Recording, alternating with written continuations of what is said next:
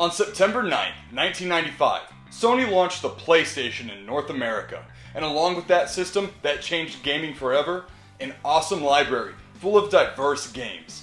Today, we're going to go over 5 hits that have been totally glossed over and that are absolutely reasonably priced in the collecting market today. Let's go!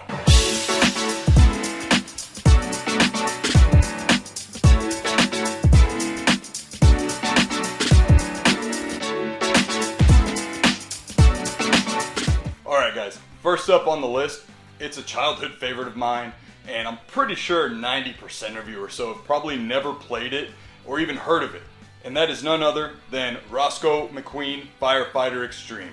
Released in the fall of 1997 in PAL territories and fall 1998 in North America, Rosco McQueen Firefighter Extreme is a search and rescue game developed by Slippery Snake Studio and published by Psygnosis that puts your skills to the test in a towery inferno. Having a blazing hot 15 levels to battle your way through, there is no shortage of fun to be had.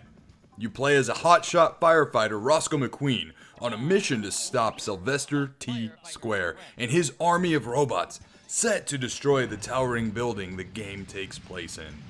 Equipped with an axe and a water blaster at the start, you'll soon discover that you may need more firepower to get the job done. That's where the throwing axes, super steel axe, water bombs, CO2 extinguisher, oxygen mask, and heat shield come into play, each with their own pros and cons serving in the heated situation. Stop the bots from starting too many fires before your temperature gauge gets too high and march your way up the tower. The level designs are somewhat maze-like and can throw you for a loop if you don't pay attention, only adding to the stress of the situation as you hear fires ablaze and that temperature gauge peaking higher. Once it peaks, game over. Each level has a number of innocent civilians that need your saving. Make sure to get them all, because, well, just see what happens for yourself. It's pretty brutal.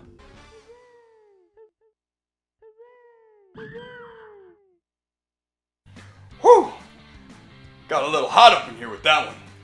Moving on though, is a game that came out pretty late in the PlayStation 1's library and life cycle, and that is none other than C12 Final Resistance. C12 Final Resistance launched late in the PS1's life cycle in spring of 2001 in PAL territories, and over a year later in the summer of 2002 in North America. This action-packed game developed by Sony Computer Entertainment Cambridge and published by the same pits the player against an alien invasion set to harvest all of the Earth's carbon resources. You play as Riley Vaughn, a gritty soldier with some cybernetic upgrades of his own to take down the evil forces. Play from a third-person perspective or get a closer aim in the first-person lens through your cybernetic eye. The eye can give you information of the enemies or environment in its HUD in the first-person mode. You can also aim and fire your weapon while in this mode. Just don't expect to run and gun it, as it's a fixed stance. Learn the stage's puzzles in the quite open level design the game offers. Be careful though, don't turn a corner too fast. You never know what brooding danger awaits for you lurking in the darkness. This game plays pretty dang smooth, has great story, and the missions are awesome, mixed between running through enemies like Rambo or taking a more stealthy approach to not get swarmed. Check this one out today.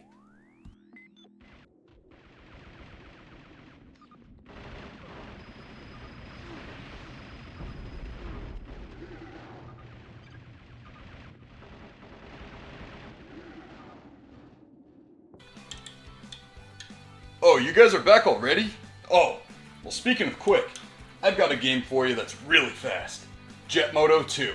Jet Moto 2 is a futuristic hoverbike racer published by Sony Computer Entertainment America and developed by Single Track of Twisted Metal 1 and 2 fame. Released in November of 1997 in North America and April 1998 in PAL territories, the game boasts a wide variety of racers, riding for real-world sponsors such as Mountain Dew, Dragon, Jetski, Kawasaki, and more, each with their own stats such as overall weight, acceleration, and top speed. This matters quite a lot considering that developer Single Track's True physics design plays heavily into gameplay.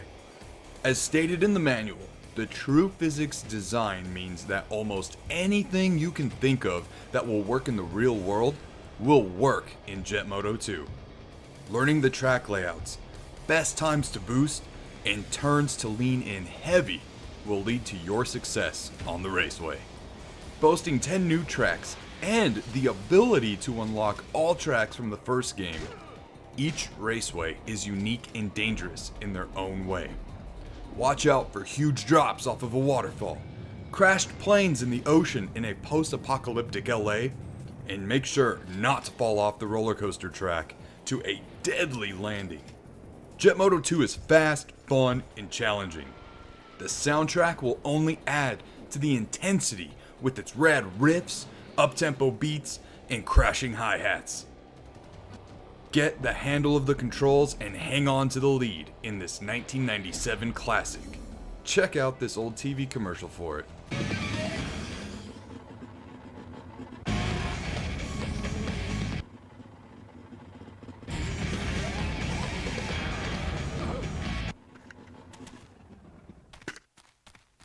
Hey, lady! Come on, hit the gas! You're killing me out here! Jet Moto 2. More tracks, more control, more speed. Take advantage of it. And turn off the blinker! PlayStation. Ah! Man, wrestling was the best during the Attitude Era. And speaking of attitude, let's talk about a tank with a ton of it. From Appaloosa Interactive, Tiny Tank. Yes. Tiny Tank for the PlayStation 1. I'm gonna do you guys a solid here and let you see the opening cinematic, just so you can get a taste of what's to come. For Get Out the Vote promo, take one.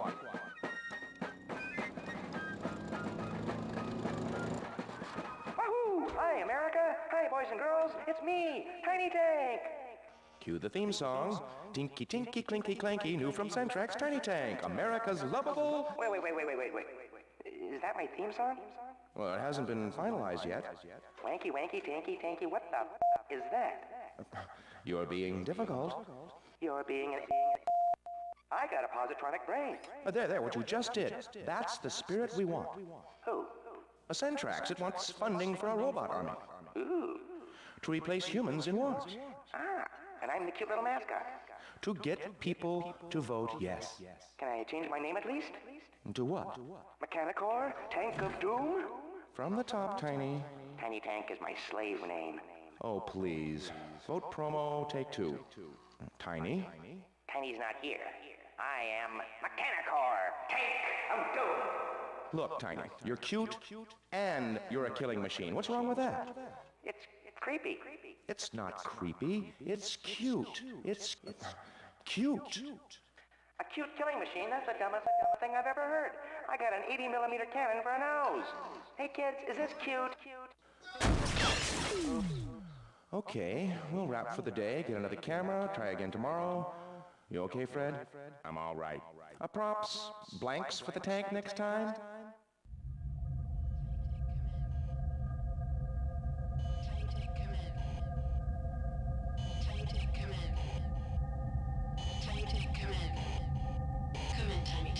Yeah, keep your voice down. Ow. Where are you? I'm in orbit around Earth.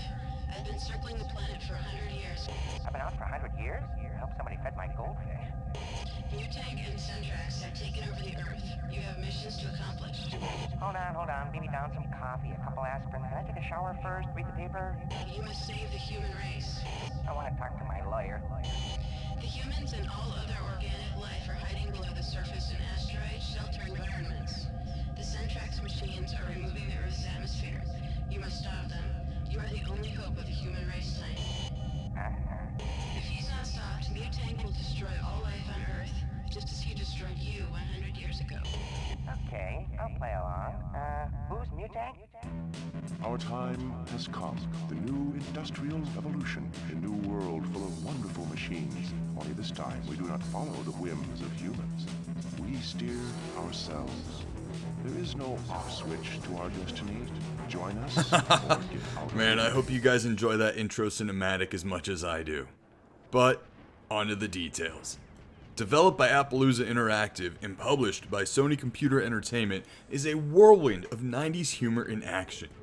Released in North America in the fall of 1999, in the spring of 2000 in PAL territories, Tiny Tank takes you through various environments to battle away the evil mechanical overlord Mutank and his army of self-aware robots, using Tiny Tank's positronic brain shards to give them agency. Set in the future of 2098 and 2198, Tiny is all but that. Harnessing his totally loaded arsenal, he can have up to 4 weapons attached to him at a time, but also have his main plasma energy beam shoot from his nose cannon for a total of 5 weapons firing at once.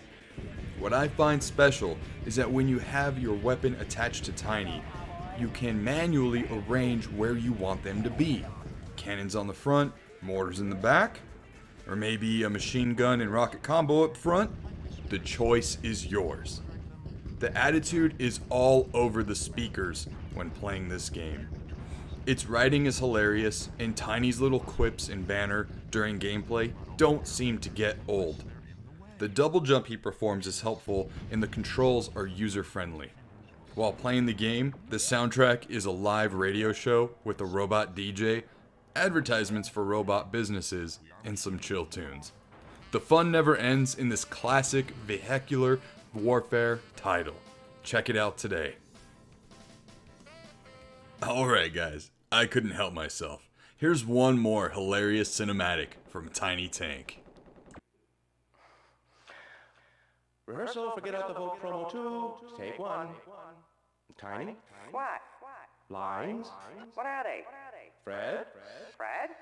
No, I'm talking to Fred. Fred? What? Tiny lines? Hi there. Hi, Fred. No, that's your line. What? Hi there. Hi there. Good. Hi there. You know the Centrax motto, bringing you peace one war at a time? Well, that's a way of life at Centrax. A yes vote on July 4th is a vote for sentient killing machines. They'll die, so you won't have to. Vote yes, and who knows? War fought by humans could be a thing of the past. Humans will be free to raise their families in safety. That's more than a promise, it's a hope. At Centrax, hope is what life is all about. For hope, for life, vote yes. Good. That's the most mealy-mouthed bunch of crap I've ever heard in my life. I can't believe that came out of my mouth. Somebody shoot me. That's right. Express your rage. Let it spew. Let it out. Feel better? Yeah, lots. Not you, Fred. Hi there. Hiya. Now stop it. Cut it out. Cut. From the top. Man, that Tiny Tank has a massive attitude problem.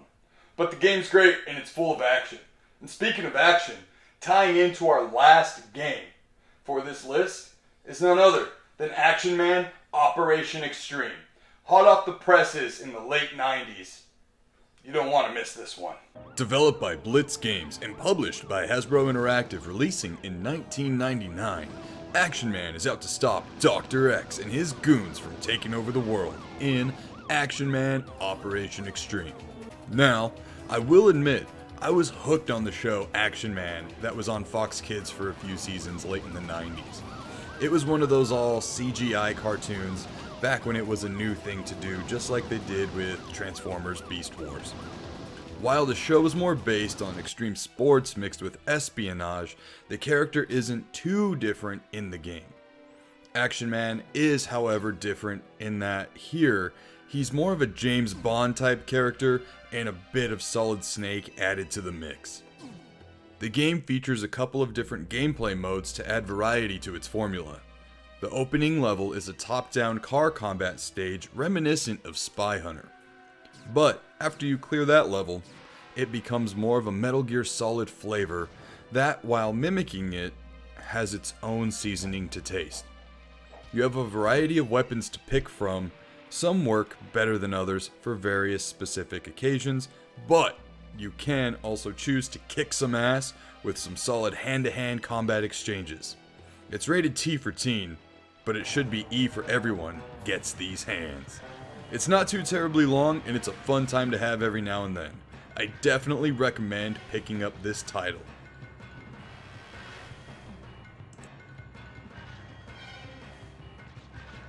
Alright guys, there you have it. My 5 favorite games that I think deserve more of a spotlight in the PS1 library. It's a shame that great games, no matter what system, never really get the attention they deserve.